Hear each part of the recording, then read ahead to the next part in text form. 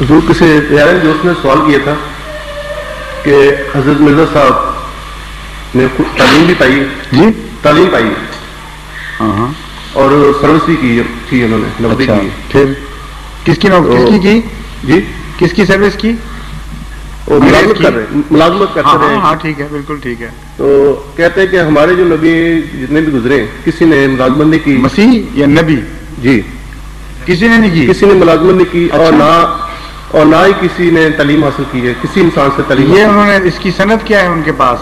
کہیں پوچھا آپ نے کیا دلیل ہے؟ قرآن کریم میں دیکھیں، قرآن کریم یا الہی کتب سے جب تک کوئی اپنی دلیل کے حق میں ثبوت مہیا نہ کرے اس کے اعتراض کو قبول ہی نہیں کرنا چاہیے. اس بنیادی اصول کو پہلے سمجھ لیں.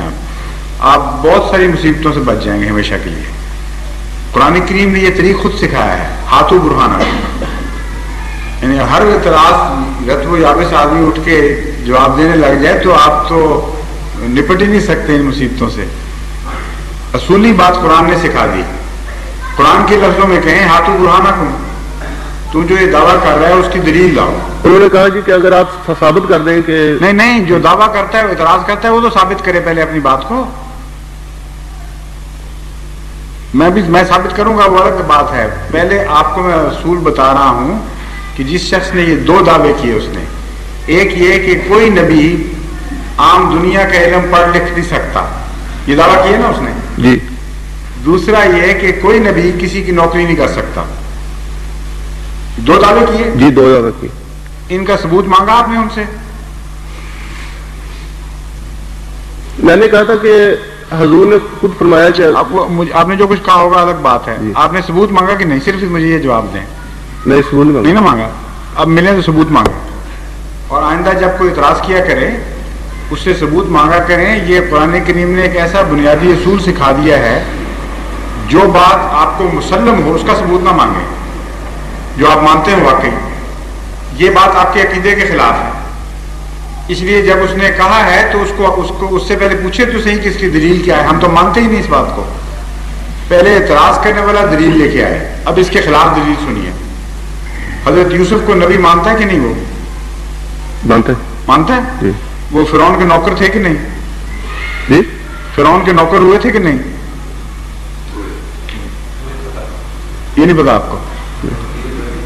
کہہ کے نوکری مانگی تھی کہ مجھے تم خزینے اور خزانے کا وزیر بنا دو.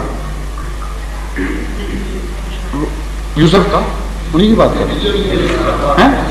ہاں حضرت یوسف علیہ والسلام نے خزانے کی نوکری مانگی اور پھر انچارج مقرر ہوئے اور ان کی، بلکہ یہاں تک فرمایا کہ دین الملک میں میرا یہ حق کوئی نہیں کہ میں اپنے بھائی کو روک سکوں اپنے پاس.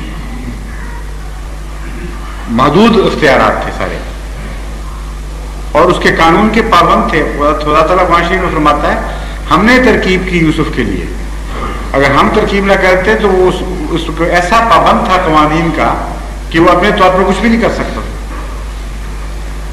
پھر جھوٹی بات ہوگی نا ثابت. دوسرے حضرت صلی اللہ علیہ وآلہ وسلم کے متعلق امی کا لفظ آیا قرآن کریم میں، آتا ہے نا؟ باقی نبیوں کے متعلق کہیں امی آتا ہے؟ بتائیں کسی نبی کے متعلق نبی امی کا لفظ سنا ہے آپ نے کبھی؟ اس سے آپ نے پوچھا کیوں نہیں؟ یہ کہ ایک طرف تو فخر کرتے ہو کہ نبی امی صرف حضرت محمد مصطفیٰ صلی اللہ علیہ وسلم ہے، دوسری طرف اس شان میں سارے نبیوں کو ساتھ ملا رہے ہو بغیر دلیل کے. اگر سارے ہی امی تھے تو پھر رسول اللہ صلی اللہ علیہ وسلم کی کیا شان ہوئی کہ صرف یہی امی ہے؟ پھر تو سارے امی بن گئے. اس لیے دونوں اعتراض اس کے غلط ہیں. ان کا دعویٰ کو سوائے نہ صرف یہ کہ اس کے پاس کوئی دلیل نہیں بلکہ اس کے برعکس ہمارے پاس دلیل ہے. پھر حضرت موسیٰ علیہ السلام وہ الواح پڑھ کے سنائی تھی کہ نہیں؟ ان کو لکھ کے لائے تھے ساتھ، اور کوئی نہیں تھا لکھنے والا. اس الہام کو حضرت موسیٰ نے خود ہی لکھا تھا تختیوں کے اوپر.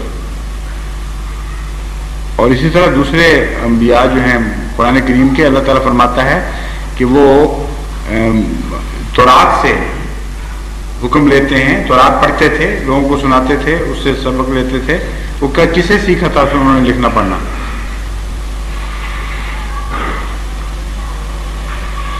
پرانے انبیاء جو بنی اسرائیل کے تھے لکھے پڑھے تھے.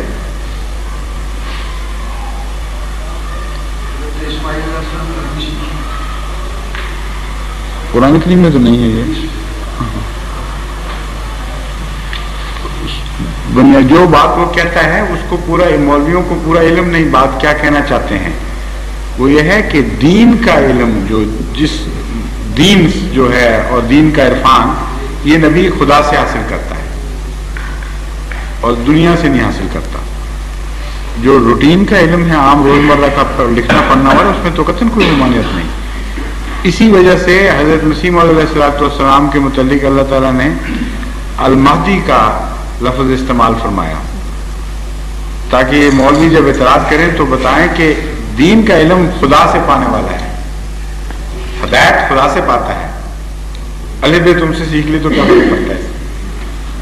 جو چیز منع ہے وہ ہے ہدایت پانا. ہدایت صرف خدا سے پاتا ہے نبی. اسی لیے باقی جگہ بھی انبیاء کا ذکر کر کے یہدون بامرنا فرمایا ہے کہ جہاں ہدایت کا تعلق ہے وہ ہمارے امر سے دیتے ہیں، اس کے بغیر وہ ہدایت نہیں دیتے. تو ہدایت نبی خدا سے پاتا ہے، دنیاوی علم تو سیکھتا ہی ہے. حضرت صلی اللہ علیہ وسلم نے بولنا چالنا سیکھا تھا کہ نہیں؟ زبانی علم بھی تو علم ہوتا ہے یا صرف تحریری علم ہوتا ہے؟ جی